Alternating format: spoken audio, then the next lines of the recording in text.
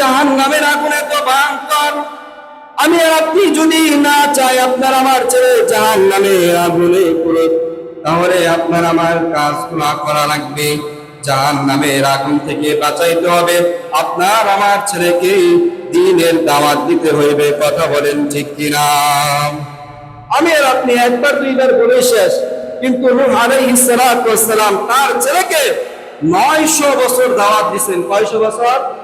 তার ছেলে কিনানকে নূহ আলাইহিস সালাতু ওয়াস সালাম 900 বছর দাওয়াত দিয়েছেন, তারপরও ঈমান গ্রহণ করে নাই।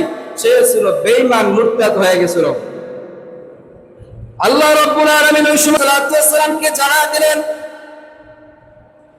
আপনি হেদায়েতের মালিক না, হেদায়েতের মালিক আমি একমাত্র আল্লাহ।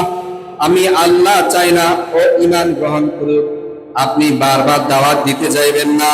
নূহ আলাইহিস সালাতু ওয়াস সালাম যদি 900 বছর দাওয়াত দিতে পারে তার ছেলেকে, তাহলে আমি আর আপনি দুই একবার বলেই হায় আমার ছেলে নামাজ পড়ে না, নামাজ পড়বে না।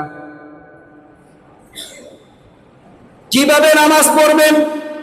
আপনার আমার যদি আমল ভালো থাকে, আপনি আমি যদি নামাজি থাকি, তাহলে যদি তাকে সুন্দরভাবে বলা হয়, সে অবশ্যই অবশ্যই আপনার কথা শুনবে। আমাদের তো নামাজের খবর নাই, কথা বলেন ঠিক কিনা? আমাদের নামাজেরই খবর নাই। আমরা শুধু শুক্রবার নামাজ পড়ার জন্য আসি, আর অন্যান্য ওয়াক্তেও যে নামাজগুলো আপনার আমার উপর ফরজ, ওগুলা মওকুফ। কথা বলেন ঠিক কিনা? মওকুফ না? অন্যান্য ওয়াক্তের নামাজ আপনার উপর ফরজ করা হয় নাই, শুধু জুমার নামাজ আপনার উপর ফরজ করা হয়েছে, তাই তো? শুধু জুমাবার এই মসজিদে দেখা যায়, অন্যান্য ওয়াক্তের সময় আপনাদের মসজিদে দেখা যায় না। এই জন্য মুহতারাম হাজিরিন, দু পায়ে ধরে বলতেছি, জাহান্নামের আগুন ভয়ঙ্কর। জাহান্নামের আগুনে আপনাকে আমাকে করতে হবে যদি আপনার আমার আমল না ঠিক থাকে। এই জন্য দুনিয়াতেই আমল করে যেতে হবে, দুনিয়াতেই নামাজ পড়ে দিনদার হয়ে কবরে যাইতে হবে। কবর বড় ভয়ঙ্কর জায়গা।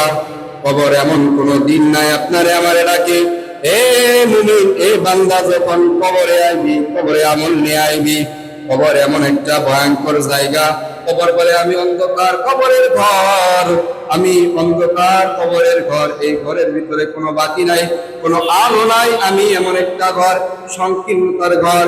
আমি এমন একটা ঘর, এই ঘরে কোনো এসি বা ফ্যান, কোনো ধরনের লাইট নাই। এই জন্য যখন আসবা আগুন, যখন আসবা আমল নিয়ে আসবা। আর আপনার আমল যদি সুন্দর থাকে, তাহলে কবর দেশে আমরা সুন্দরভাবে থাকতে পারবো। কবর যদি আমার আপনার সুন্দর হয়ে যায়, তাহলে আমার আপনার জান্নাত পর্যন্ত যাওয়া সহজ হয়ে যাবে।